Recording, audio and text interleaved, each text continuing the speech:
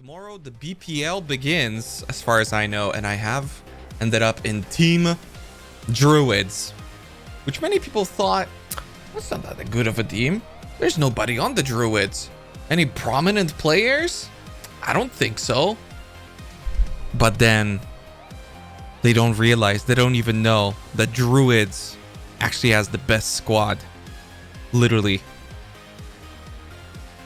There's things that are great about it, but there's also things that are incredibly tilting. So to anybody that doesn't know, the BPL is, it's like a event where there's 3 different teams competing for the wins. It's like 700 players each. Yeah, this is like the list of players. And again, there's some prominent names for the Knights, you know? You got your Quantrix, Nugians, Havocs, a guy that dies. You know, they're pretty good. There's a lot of people on Mercenaries. Let me see. I think Anu sent me like a thing. There you go. For Knights, Havoc, Ziz, Nugi, Guy That Dies, Zai, Pack, Balor Mage, Quantric, Manny. Holy shit, those are some good players. For Mercenaries, you've got Steel, Dead and Doom, Me Shaman, Catmaster, DS Lily, and Karn. Mamma mia. Those are some really good players. And then you think, what do the Druids have? And people look through the list and they're like, well, who's really in this team? And at first you think nobody. But then you're like, oh, Raiz is in this team. But that's not that good. And then you check it out. Oh, next to Raiz? Who's that? It's Terrence. Oh shit, Terrence is pretty good. And then I keep scrolling through the list. You know who's also on here? Most Positive Man. Ooh, getting a little spicy. He's a gamer. And you keep scrolling, you keep scrolling. And if I were to know the alphabet, there's a Tai Killer somewhere in here. And Diventrua, baby. So, and Pilabrilla is also in here too. There you go. We have some bangers. Don the Crown. I think we have some bangers in here. I think we can do some stuff. The unfortunate reality of the situation that is at hand is that the way that this works is that different teams have an access to different classes, and Druids only have access to Templar, Ranger, and Ascendant, which I'm not gonna play an Ascendant. And the whole point of me doing this was to get away from playing only Templar and Raider all the time. So it's like, that's kind of exhausting because all these other people have like all these different cool ascendancies that I wanted to fuck around with. But then these ascendancies kind of have classes where you either play like Forbidden Rite totems or like some form of a Raider, probably Toxic Rain, or you're basically throwing, right? And it's like, man, I don't know. I think we do have the strongest classes for an event like this one. Maybe, actually, no, I think Knights have the strongest. But there's strong classes everywhere, right? There's like Necromancer here, there's Occultist here. There's Saboteur for Mercenaries, that's very fucking good. Yeah, Ascendant is available everywhere, so that's interesting for the people that want to like do some group play and whatnot.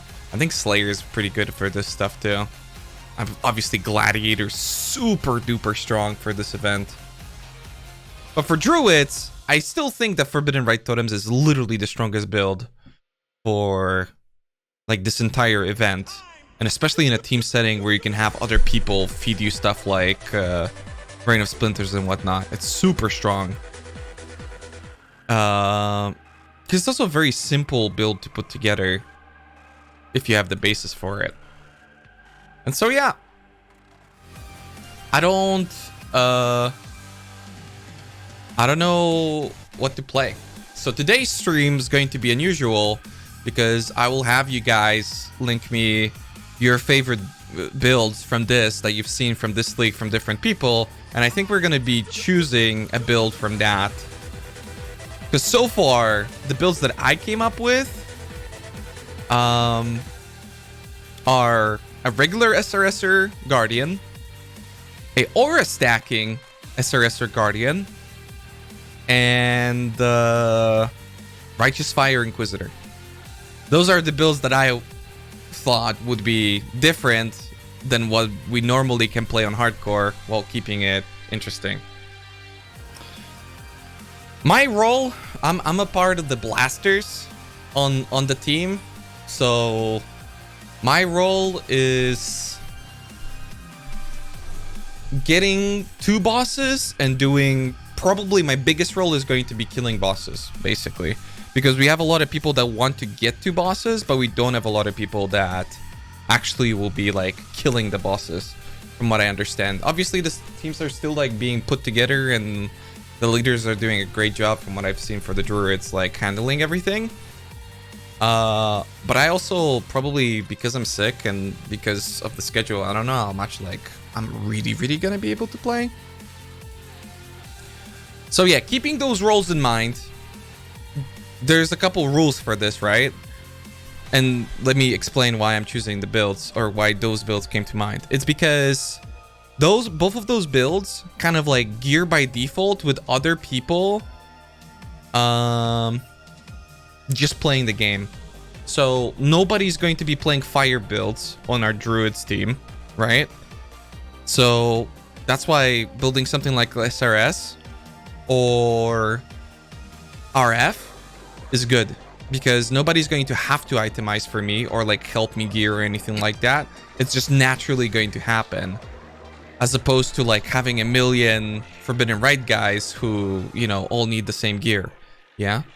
So that's kind of the idea there. And it should be fairly easy to make any of the gear that I could potentially need for any of those setups.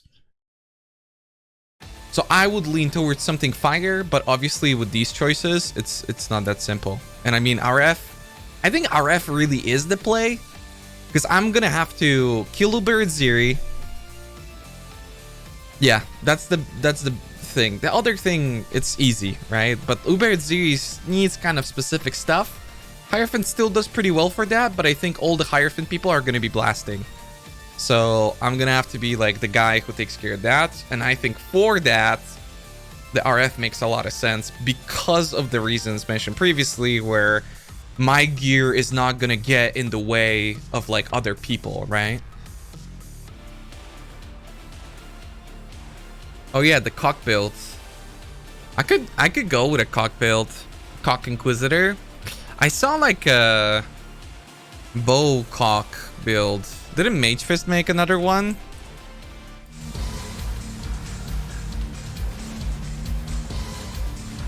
Love this guy, very cool video style. I'm not gonna lie, the cock is definitely calling me. I could make a Castle Channeling build. I feel like, because this is it, right? Volatile dead, Castle Channeling, Castle damage taken. Yeah. I remember watching this last league, and it was kind of like a inferior version of the build that I was playing for hardcore standards anyway. Pretty cool. But I don't know, well, it's gonna be Uber at Zeering, right? But then again, are we really gonna be in a situation where like people are gonna waste stuff because they can't boss? The problem is, I think there's gonna be a lot of people who are going to be mapping and who are going to be getting guardians, who are going to be getting like invites and stuff, and they're gonna need help with them. So we're supposed to be that guy, as far as I see it, where we need to step in and fucking pop off, you know? What if I type in, okay, here we go, best softcore build PoE. Path of Exile, does it take more skill to play hardcore? Hello and welcome. Today, I'm going to talk about some of the differences between hardcore and softcore. Right now, Ziz is running his Shopify gauntlet, and I'm sure a lot of you are watching your favorite streamers die, maybe even rooting that your favorite streamers will die, in a very rippy gauntlet. Builds in the gauntlet are made to take on these unique challenges, but even regular softcore or regular hardcore Path of Exile presents different challenges. Now, a lot of people think that to be a hardcore player, You just have to be a god gamer. You have to never get hit by anything, never die, etc. This is far from the case.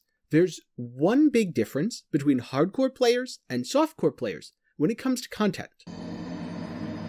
Mm-hmm.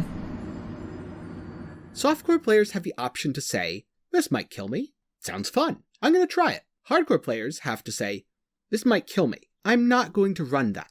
Now, hardcore certainly is less forgiving than softcore. If you make a mistake and your character's gone, you have to start over. And in that regard, it can mean it's a lot harder to learn boss fights on hardcore.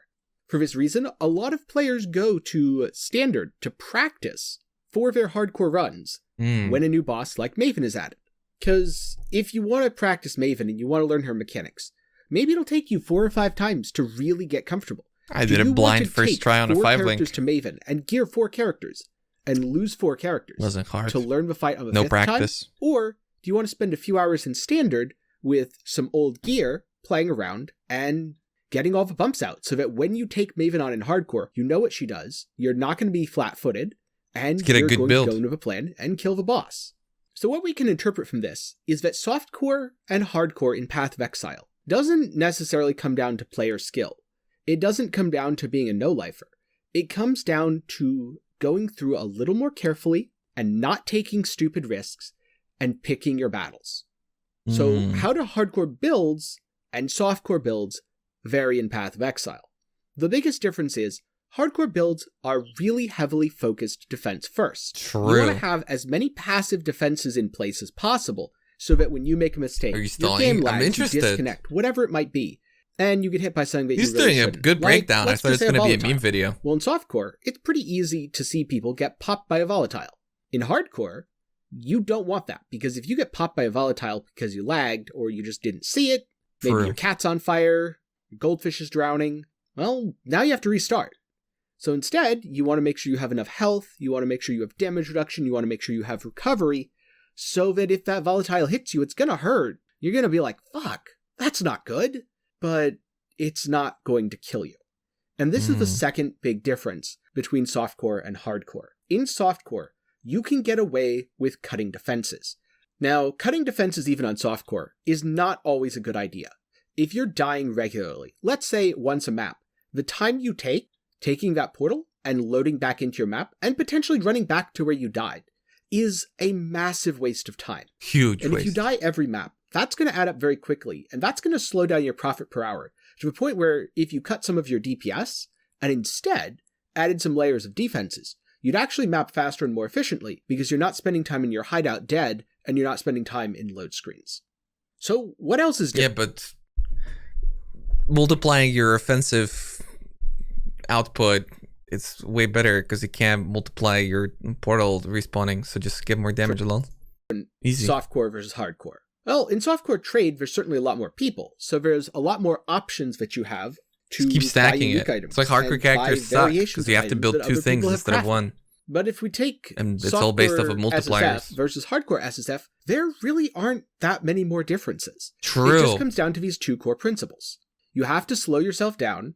Doesn't necessarily mean you have to go slowly. People on hardcore don't take 20 minutes to clear a map. But I do. they do slow down and think while rolling their maps, because in softcore, if you're not paying attention while rolling your maps, and a map has reflect on it, and you're not reflect immune, and you die, I mean, it sucks. You lose 10% of your EXP if you're pushing to 99 or 100, then that's awful, but you don't lose your entire character. Which brings me to a big similarity between softcore and hardcore. If you're leveling to 100 in softcore, or if your goal is to level up at all, simply throwing yourself at content and dying is not the way to do it. True. You want to tackle content that gives you EXP, is relevant for your level, but you know that you can handle. And you want to make sure you have enough defenses on your build so that when you make a mistake, then you can actually just survive. In this regard, playing a character to level 100 in softcore is often little different from playing a character to level 100 in hardcore. And if you want a good example of this, you can look at Octavian's profile. He's played numerous characters to level 100, and the builds don't really differ that much, softcore versus hardcore. This is because it takes so long to get EXP Because he's an amateur. at level 99. that even if you're only dying really infrequently, each death sets you back. And if you're dying infrequently, but you keep dying, you're never going to hit that goal of 100. The reason I wanted to make this video and talk about this is I often feel like hardcore and softcore are seen as two totally separate games. And people often see hardcore as, oh, you have to be more. This is a great video, but also who asked? I don't know. I thought he's going to say something stupid, but he only said smart things. So it's just like, I don't know. Maybe it's for people who play softcore and they're like, man, I really wish that I would play hardcore. But hardcore's fucking just boring. I don't know. Druids will probably be the ones to message other teams for items. You're wrong. You just don't know. You're just unaware. You have no idea. You don't even, dude, you would, if you guys would see the sort of conversations that druids are having, nobody's coming up with just crazy. Crazy strats. What the fuck?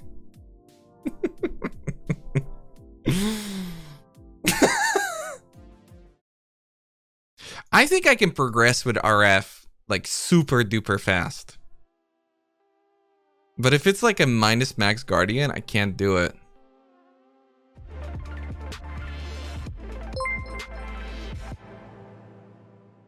Hey guys, I need builds to boss and do DMG and be tanky to carry the team. What's the strongest builds? Let's try SRS. No? Okay. Let's try Righteous Fire.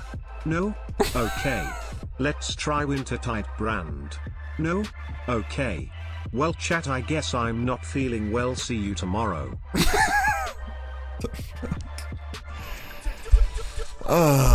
I'm being bullied. I'm leaving. I didn't come up with a build. I'll see you guys tomorrow playing Forbidden Right Totems.